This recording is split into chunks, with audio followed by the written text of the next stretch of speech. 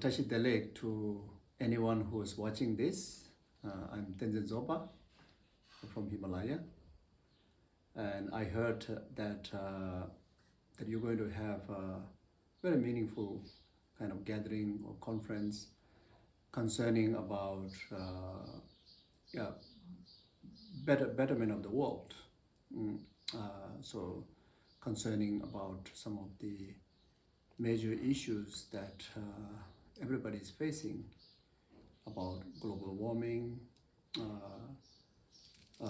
preservation of the natural habitats, and also the stress, the confusions that what people are going through emotionally, environmentally. So as Buddhists, just from the founder of the Buddha Dharma, Guru Shakyamuni Buddha himself, obviously show that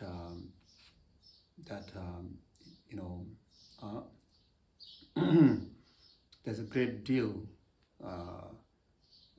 the necessary needs of the harmony between nature, natural habitats with we human beings, and especially those who who have influence to the world. It's a great example Buddha himself displayed that throughout his training, after he renounced the worldly matters, worldly concerns, when he was training on the path, very much he lived in the nature. His home is always a natural environment, like such as tree. From the very first day, he expressed his genuine the renunciation and aspiring for peace and happiness of the world. And in Buddhist language, liberation, enlightenment, he pledged the earth as a witness, and the tree is his shelter, and his families and friends are the wild animals. So throughout the time until he passed away, including of his intense retreat, is very much under the tree. When he actualized enlightenment, is under the tree. Again, the natural earth become the witness for his attaining of enlightenment. Then when he turned the first wheel turning of Dharma, of course, human-wise, there are few humans in the relative level. Of course, there are, numberless celestial beings there, but something, is visible to the human eyes.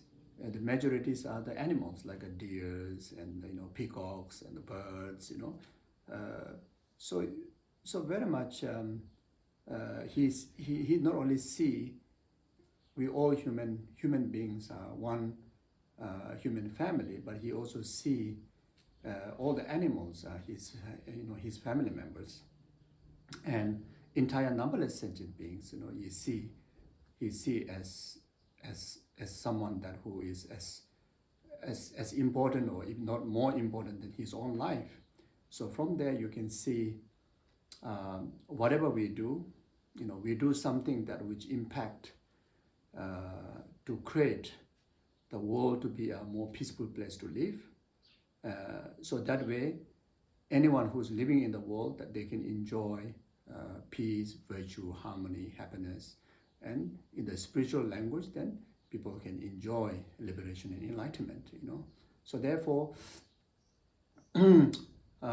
without doubt, that Buddhist has a very important role to play.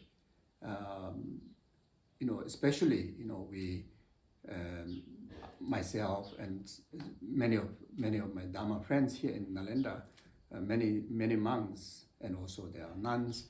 I think we do have a great responsibility, and we can contribute greatly to the preservation of the natural environment, saving the natural environment. And you can see, like a cloth, whole life we wear one robe, you see. And Buddha also advised us, don't keep more than two robes.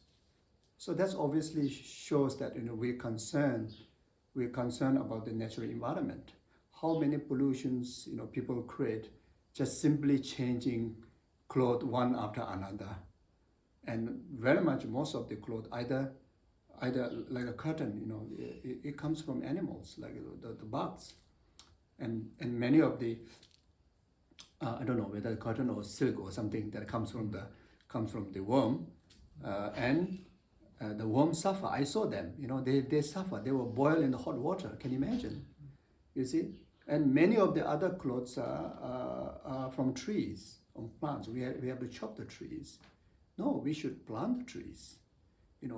As a Buddhist monks and nuns, just from how much we consume, our robes, our clothes, that already give a great contribution for the preservation of the natures, like such as trees. Even though we may not be in the position all the time, we can plant a lot of trees because we renounce home. We don't have a particular place where we can plant a home, but we love flowers. If there's even little space that we find, we try to plant some flowers. We try to kind of like give home to the bees, and if you have a permanent house, you will surely plant as many trees as possible. We love nature. We love to be in the jungle. We love to be in the mountains, and yes, and if there's opportunity, definitely, I think we should really plant more trees than chop more trees, right? And consume less that we kind of hijack from the nature, then rather contribute more to save the nature. Then as far as concerned with, we as a Buddhist, especially monks and nuns, really we live simple. Simple, not just clothes and the living, the shelter. Even what we eat much more simple than many others. There are a lot of exploitations of Western food. Even that also something, that we are already contributing and we should do more. Then on top of that, even about shoes, can you imagine, how many pollutions just from productions of shoes. And we are okay with just wearing one shoes until it turn out, torn, right? So even that can be example, and we can be more mindful about that, So yeah, there's so much we can do, and of course our gurus, those of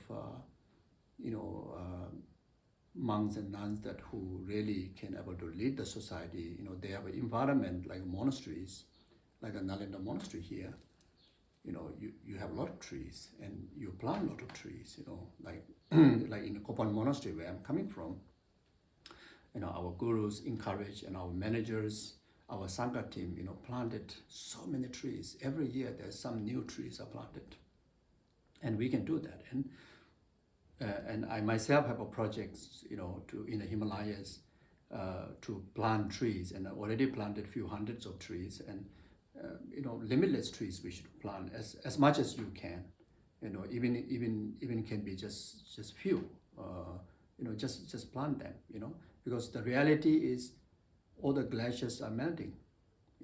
Even though sometime, let's say like last year, we had about 3 times of snowing, which is wonderful, but unable to sustain, and that is obviously due to the pollution that we human created, and where the pollutions, the creations comes from is very much of greed. There's so much of exploitation by different business, purposes. You see, so I think we really have to be careful about that. So more people should have this kind of conference, so that we can bring more awareness. So if everybody aware of it, everybody do something, And everything should do from yourself, right? Even it can be just one. And let's say if you plant one tree and everybody plant one tree in the whole world, which I think manageable, which is literally manageable. If you do that, we can achieve to plant maybe 8 billion trees. And if we manage to, but how many billions of trees we consume? Maybe numberless billions of trees we consume. But why not we plant at least 1 billion tree? If everybody just plant one, right? And everybody reduce to use all the things that we consume, limit one, you see. So there's so much thing can do. So now, as for there's so much stress, so much reasons to get depressed, reasons to get confused. One of the main key thing I believe that within our own mind we narrate wrong stories, harmful stories. We also listen to wrong stories, harmful stories. We listen to wrong news, harmful news. We read, we scroll, especially nowadays, we scroll in our Facebook, in Instagram, and whatever online platform there. Now the smartphones are unbelievable, as if like the smartphone has a clairvoyance to know what you scrolled before, and they just feed you one after another.